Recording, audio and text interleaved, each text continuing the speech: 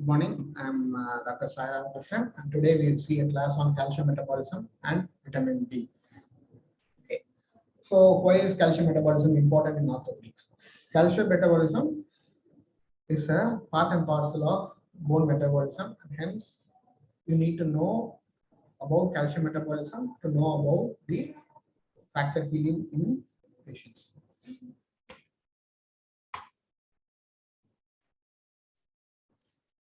So, blood calcium levels is a very tightly monitored thing. In the sense, if the calcium level is too high, we have a system of responses which will happen, and if the calcium is too low, a set of responses do kick in and keep the calcium in a very tightly regulated manner. So, what are the principal systems which are involved with the management of calcium? The intestines, the bones, and the kidneys are the main organ systems which control the level of the calcium in the blood. The hormones which tend to regulate the calcium are the parathyroid, the vitamin D, and the calcium. Okay, so the interaction between these organ systems and the hormones tend to maintain the calcium in the blood. So, for example, this is how the normal calcium intake is being managed in a normal human being. So normally the bones have somewhere around 10 kgs, 100. Bones are the main reserve for the calcium. Okay, so they tend to have a higher quantity of calcium in the bones. So when we intake, for example, a normal average intake of calcium in a human being is around 1000 mg, out of which around only one third, around 350 mg is being absorbed by the intestines, which are being transported to the intracellular fluid, which is then tightly maintained by the body with the help of the organ systems and the enzymes. The rest is being excreted in the large colon. The calcium is again being secreted inside the large colon, which is being excreted as feces. Okay, so then the second thing is that the kidneys tend to absorb the calcium from the excrete the calcium from the blood, and it's approximately around 100 mg per day. So as a whole, when you look in the calcium which is being maintained in the body is standard. Whatever you have, if the calcium levels in the body are adequate, whatever you take in as calcium is being sent out of the body either in the form of the feces or in the form of the excretion in the form of urine. So what are the functions of the calcium? The main function of the calcium which we think of is the bone mineralization. But there are further more important things for calcium, like activation of clotting factors, the muscle contraction for your day-to-day muscle activities, and it helps in metabolism with acting as a cofactor in enzymatic reactions. It helps in the nerve conduction, and it also helps in cardiac contraction and hence the cardiac function as a whole. So let's come to vitamin D. How do you get vitamin D? Vitamin D is naturally synthesized in the body by the help of UVB rays, which converts dihydrocholesterol into free vitamin D3, which is later converted to vitamin D3 by the cells in the skin. Okay, so this is later transferred to the blood and is being always transported with the help of what is called as vitamin D binding protein to the respective sites for further activation. So what are the other sources of vitamin D? It can be either taken as an oral format. If taken by oral methods from dairy and plant-based sources, it is transported by lipoproteins. If it is taken from meat, it is usually transported again vitamin D binding protein, as the meat sourced vitamin D is as similar to the vitamin D which is being synthesized by the human body itself. So what happens is that once that vitamin D is transported by the blood, it goes to the liver. In the liver, it is with the help of 25-hydroxylate, it is transformed into 25-hydroxy vitamin D, which is again transported by the vitamin D binding protein to the kidneys. In the kidneys, the 25 hydroxy vitamin D is again acted upon by 1 hydroxylase, which converts it into 125 dihydroxy vitamin D. This 125 dihydroxy vitamin D, or no otherwise known as calcitriol, is the active form of vitamin D, which imposes all its actions.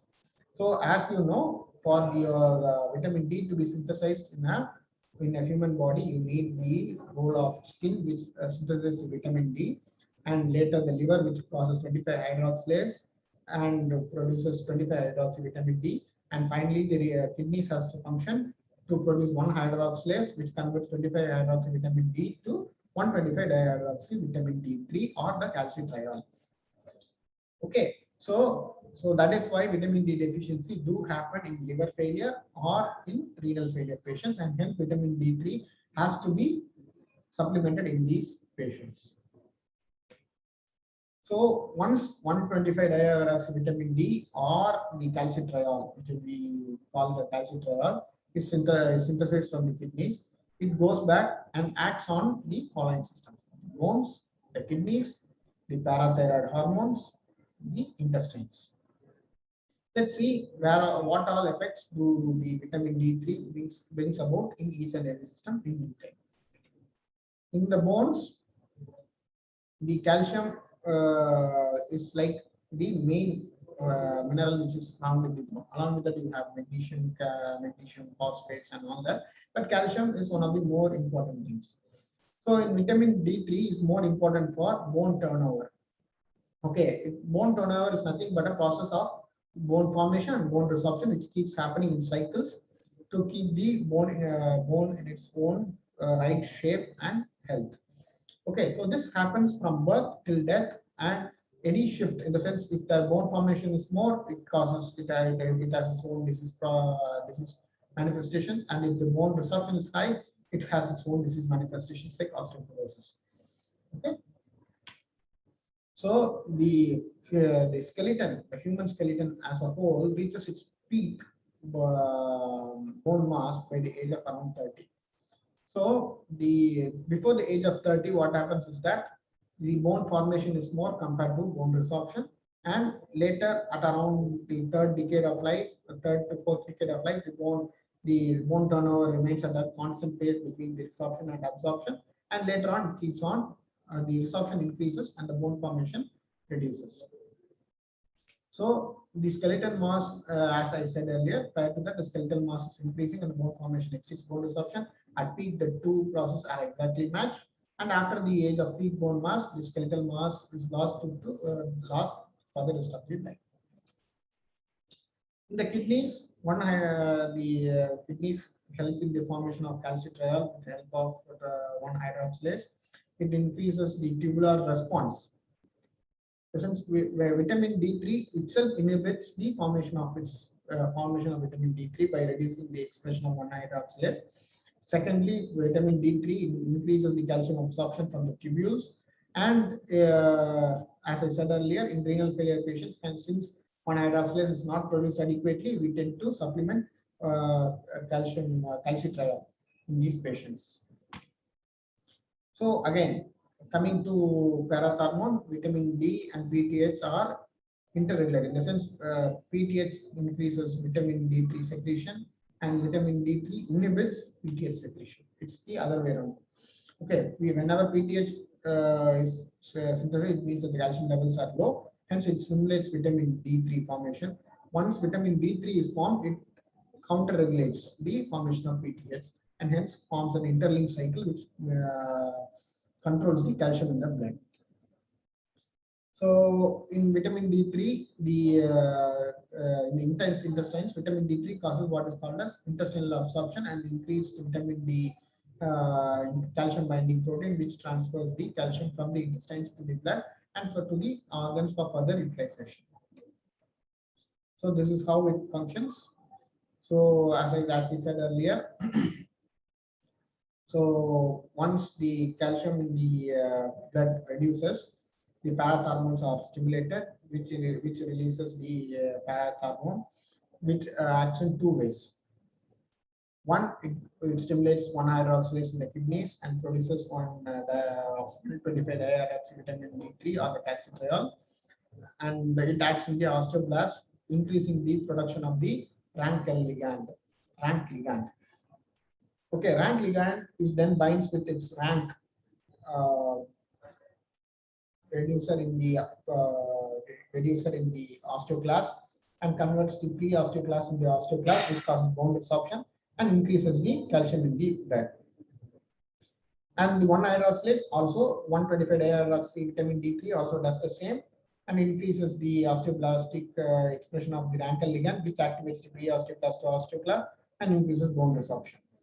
Again, 125-dihydroxy vitamin D3 also acts in the intestine, as we discussed earlier, and causes what is called as increased calcium absorption from the intestine. This slide represents whatever we have discussed till now, and hence as a summary till whatever we have discussed right now. Okay. Once calcium is inside the blood, it goes into bone mineralization, it processes its own metabolic functions as we discussed earlier, and also for the neuromuscular function of contraction and conduction of nerves. So let's come to parathyroid. Parathyroid is parathyroid hormone. Parathyroid glands are 4 small nodules which are present in the posterior aspect of the thyroid hormone, the thyroid gland, which is located in your neck. Okay, parathyroid is a hormone which increases the calcium in the body. So whenever there is a drop in calcium in the blood, the parathyroid is stimulated. It goes and acts at mainly 2 places. The first site is the bone and the other side is the kidneys. And in the intestines, it acts indirectly through the vitamin D, which is synthesized as a result from the kidneys. So when it goes to the bone, it activates the osteoclast, as we had discussed just before, and causes the absorption of the calcium from the bones and increases the calcium level. In the kidneys, it increases the renal absorption of the calcium, and it increases the secretion of 1-hydroxylase, which increases the vitamin D3 levels. And finally, that vitamin D3 goes to the intestine and causes calcium absorption. The opposite of parathyroid is calcitonin. So calcitonin has the function of reducing the blood calcium levels. Whenever there is an increase in the calcium level, what happens is that the thyroid, the parafollicular C cells of the thyroid do secrete what is called calcitonin. Whenever calcitonin is secreted, it acts in 2 places, the kidneys and in the bones. In the bones, it downregulates the formation of Rankel ligands, and it also deactivates the osteoclast, thus reducing the amount of bone resorption which happens and increasing the bone deposition by stimulating the osteoblasts. In the kidneys, it reduces the 1-hydroxylase levels and also reduces the amount of calcium being resorbed by the kidneys. And finally, as a result, the calcium level drops and the calcium returns back to being normal in the blood. So what happens if the calcium level is high? We call it as hypercalcemia. Okay, so whenever a patient has hypercalcemia, it has its own set of symptoms. See, the signs and symptoms depend upon how the hypercalcemia happens. The symptoms may vary upon from person to person, on which the calcium levels vary, and hence it's not a fixed value beyond which the symptoms might occur. So what are the causes of hypercalcemia? The cause of hypercalcemia can be divided into 3 things: hormonal, non-hormonal, and drugs.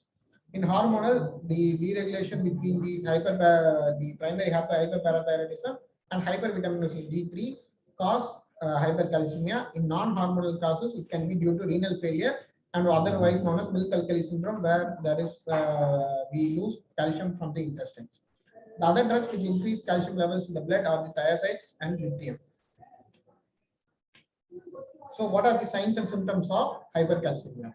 We'll see system-wise. In CNS, we find what is called as altered behavior, lethargy, depression, decreased alertness, confusion, and finally the patient might end up in coma due to altered CNS functions.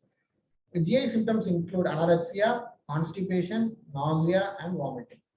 In renal, the patient has diuresis, impaired concentration ability and hence lead to dehydration and the risk of renal stones. In the bones, hypercalcemia is associated with increased bone resorption because of some other factor, hence increases the risk of fracture. In the cardiovascular status, it increases the tone of the vessels and the heart and increases the basal tension and it produces hypertension in these patients. Hypocalcemia is a state where the calcium level in the blood falls below the normal range. And most probably it is due to the reduction in the ionized calcium level in the blood. And hypocalcemia is very uncommon unless induced. It's usually caused due to wrong administration of drugs in patients. So the causes of hypocalcemia are hypoparathyroidism, hypovitaminosis B, and organ dysfunction. The hypoparathyroidism is, that is what I said, it is mostly induced by us doctors. So post-surgical, most commonly because when in post-surgical cases, when a patient comes and we do not manage the patient adequately, the patient might end up having loss of parathyroid hormone, which causes loss of calcium and hypocalcemia. The second thing is autoimmune diseases which affect the parathyroid gland, reducing the secretion of parathyroid hormone. And finally, what is pseudoparathyroidism, which is called as PTH resistant. In the sense, the amount of PTH which is being produced is normal, but the receptors are resistant to parathyroid hormone, which causes hypoparathyroidism. So hypovitaminosis D3, it can be of either deficiency or the problem with the metabolism of vitamin D3 seen in rickets and osteomalacia. Finally, in organ dysfunction, where the organs which are used for absorption of calcium are not functioning well, and hence the vitamin D and parathyroid are not able to produce the effect, causing calcium deficiency in these patients. So, what are the signs and symptoms in calcium deficiency? The signs and symptoms in calcium deficiency can be again seen in neurovascular, the central nervous system, and the cardiovascular complications. In the neuromuscular state, we see what is called as involuntary contraction of the muscles, which is called as tetany. The most susceptible nerve for that is the seventh cranial nerve, which is the facial nerve, which we usually use to elicit the tetany by tapping upon the parotid muscle, parotid gland of the patient, which induces the contraction of the muscles in the face and also produces numbness. And what is the other sign which we use is what is called Trousseau's sign. Trousseau's sign is nothing but whenever the circulation, whenever we apply high pressure to the muscles of the limb, then they go in for contraction in hypovolemic, hypocalcemic status, which is called as Trousseau's sign. In CNS, the patients have irritability, seizures, personality change, and may have impaired cognition of understanding things and persons regularly. The other thing is cardiovascular thing. It causes what is called as QT prolongation due to inadequate muscle contracture in the heart, which is manifested as QT prolongation on ECG. It can finally, it may even lead to what is called as cardiac arrest, electrical cardiac arrest due to the absence of calcium to affect a contracture of the cardiac muscles. So we come to the end of calcium metabolism. Any doubts? Anyone can ask.